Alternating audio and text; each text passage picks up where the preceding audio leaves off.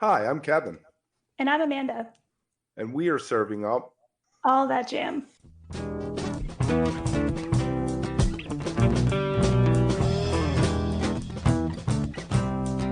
All That Jam, Quick Hit. Matt Glickman Keyboard for Hire.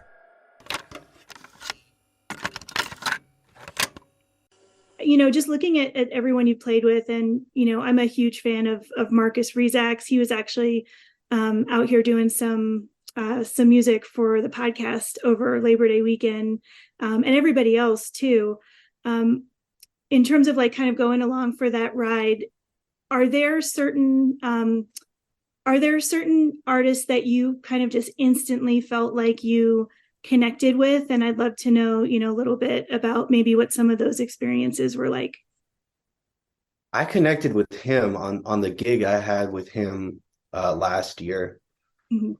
We did this. It was this small place up in Maine that I had never been to, up in this town called Harmony, and I think it was a Eyes of the World we did that was just like 20 minutes long and just went into no, it was Shakedown Street, and it was one of those moments where I was like, is this still Shakedown? Like, it's definitely still Shakedown, but it's gotten a little bit jazzy.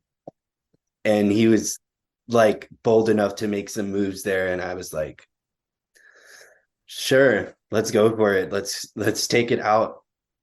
So I remember that from that gig.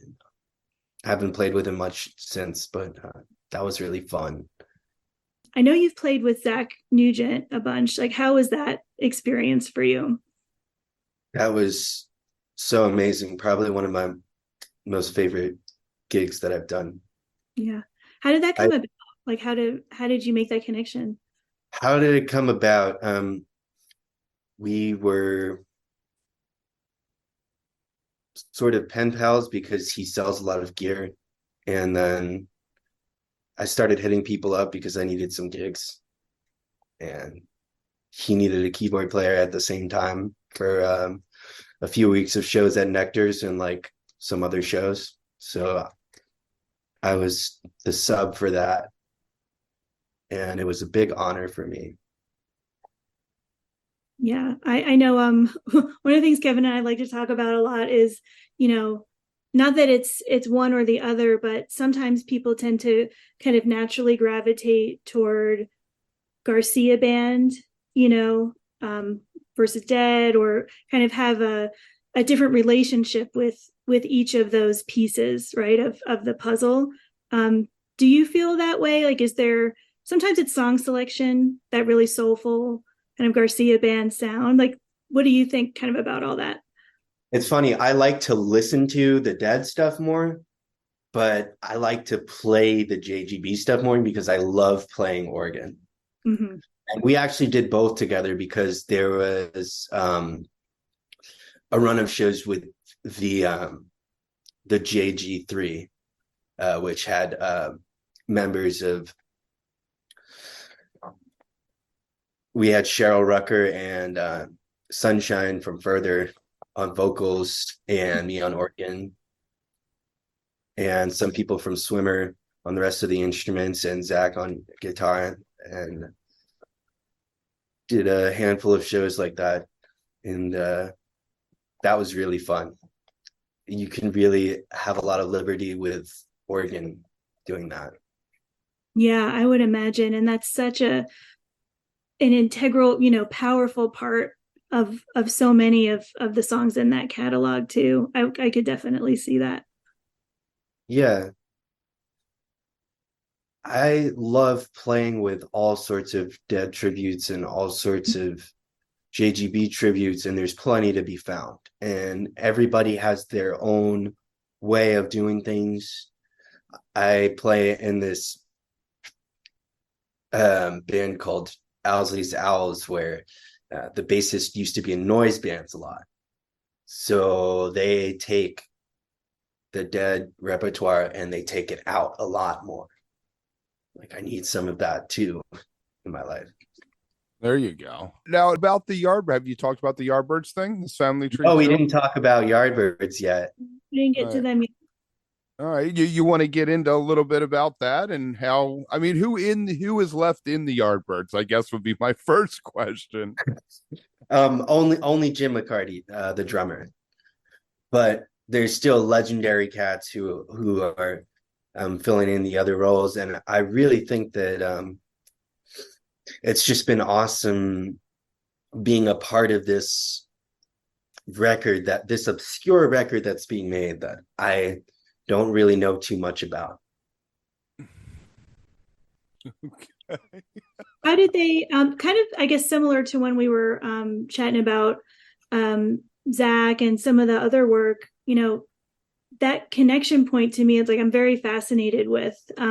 Was that another instance of you kind of making some outreach, or how did that happen?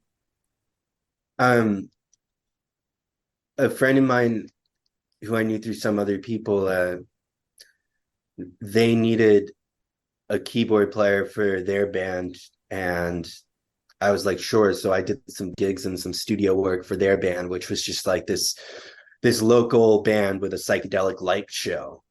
And from that point, they just said, hey, like, we know the producer for the Yardbirds. Do you want to play on this Family Tree 2 record?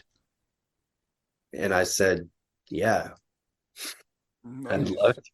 Well, what kind of tunes is it? Is it stuff from the Yardbirds catalog, or is it newer stuff? Or It's newer stuff, and it's got a modern twist to it. very nice, very nice. But yeah, I wasn't too.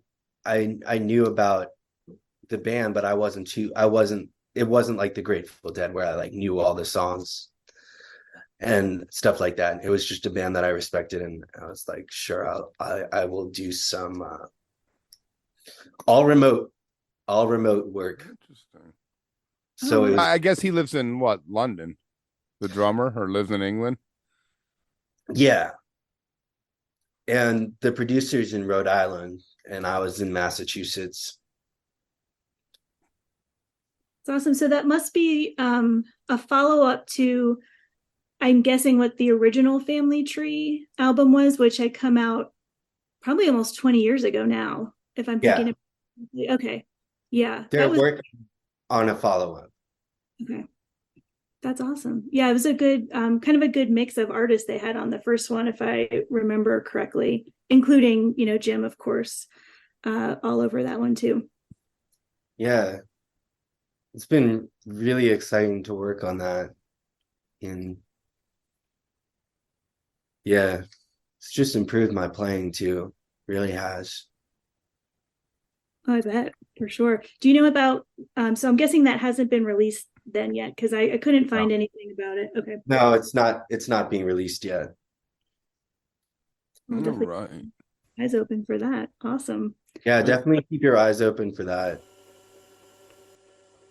If you are enjoying All That Jam, please like and subscribe to our social media channels at All That Jam Pod on Twitter, Instagram, and Facebook, or visit our website, allthatjampod.com. Make sure to sign up for our email list and tune in every week for new episodes. Also, look for full interviews on our YouTube channel. And remember, stay beautiful, but don't stay underground too long.